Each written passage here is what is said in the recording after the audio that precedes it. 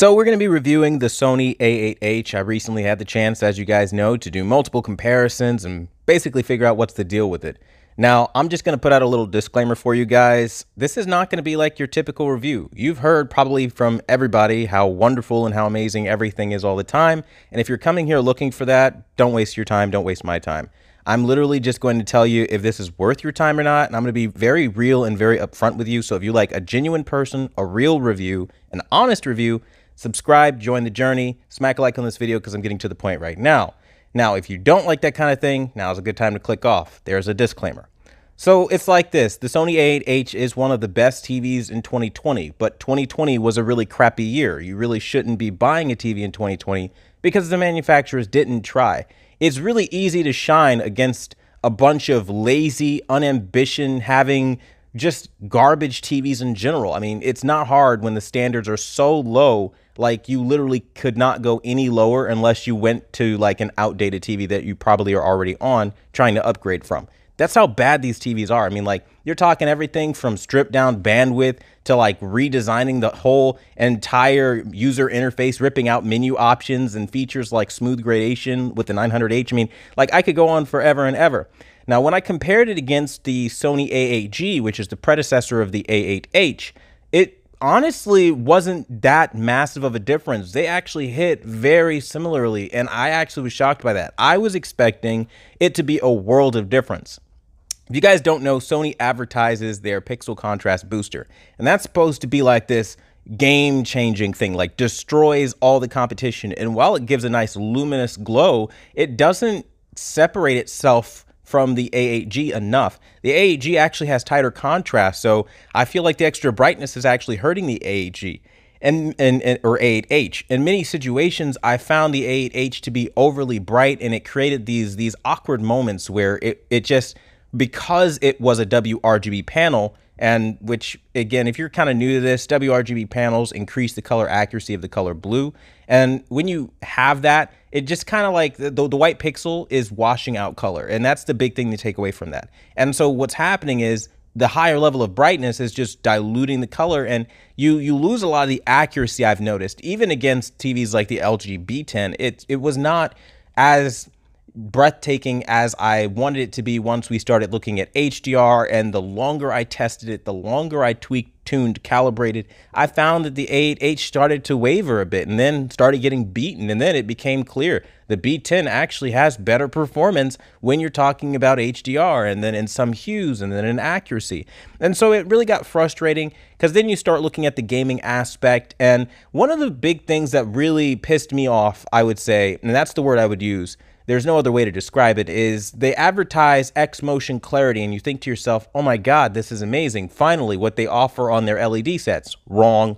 Absolutely wrong. There is no X motion clarity on this display. You absolutely see a brightness dip. And for those who don't know, back in 2018, Sony came out with X motion clarity, talking about how you'd be able to use black frame insertion without the typical dimming down effect. Yeah, that doesn't happen. Instead, what you get is this really, really dim picture, like out of nowhere. And yeah, it's maybe not as dim as it would have been, but you could totally tell you're losing brightness and way too much to make it a viable option for anyone who's not in like the darkest room possible.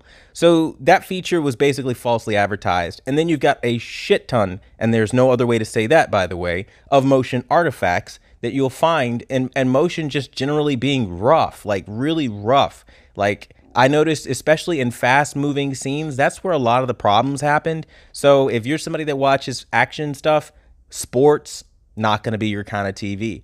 Now, don't get me wrong, it's a good TV for 2020. It's one of the best in 2020, but it's not something that you should run out and buy.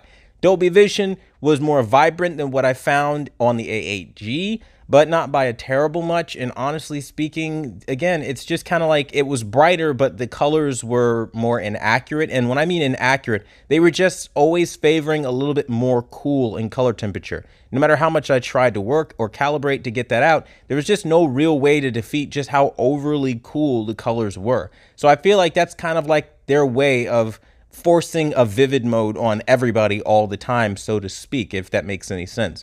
I mean, you really see it with the colors, and I don't know how else to say it. I mean, I'm sure to some people I sound like a loon. I'm pretty sure there's actually going to be like so many Sony loyalists that are going to sound off in the comments, and they're going to be like, Sony's the best. I can't believe you. Sony picture processing always wins. And it's like, dude, don't be loyal to any brand. Like, for real, like, buy whatever works, because I see so many people just running to blogs or running to articles, and they're like, yo, I didn't see you say exactly what this one guy on HDTV Test or on Rtings or on Digital Trends say about this product. And honestly, if you're coming here for me to echo their opinions, then you're in the wrong place, because I'm not here to give you their opinion. I'm giving you my professional opinion after testing. So I just have to double down and say that, because there's still people that are going to be confused about that.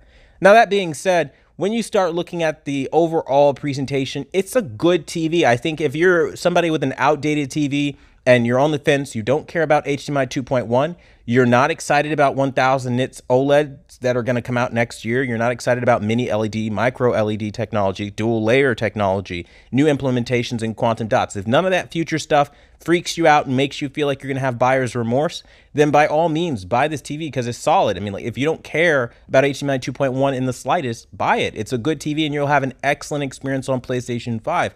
Though, if you can find last year's H9G or H8G rather, I would rather say do that, because the performance is way better and you have more tools to get a better picture and a more, I don't know how to put it into words, right? Like a better experience overall, like for motion, especially with movies. So, I mean, it's good, but not fantastic. That's basically the takeaway here. They've upgraded some things, they've fixed some things, and I could go on for endless minutes just kind of telling you about this TV.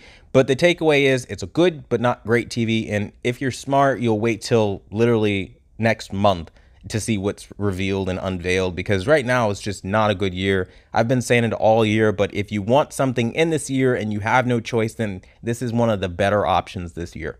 If you have questions and you want an honest answer and you want to get your questions answered and not be ignored like on literally every other AV YouTuber's channel, yeah, I would seriously consider just dropping a comment down below, seeing if you've got some time on your hands to get a question answered, because I tell you, I try to respond to everybody here and try to reach out, but you know, there are some knuckleheads out there that want to bring attitude. So if you do that, you're just going to be banned. Only bring conversations. Let's kind of keep it healthy in the comment section.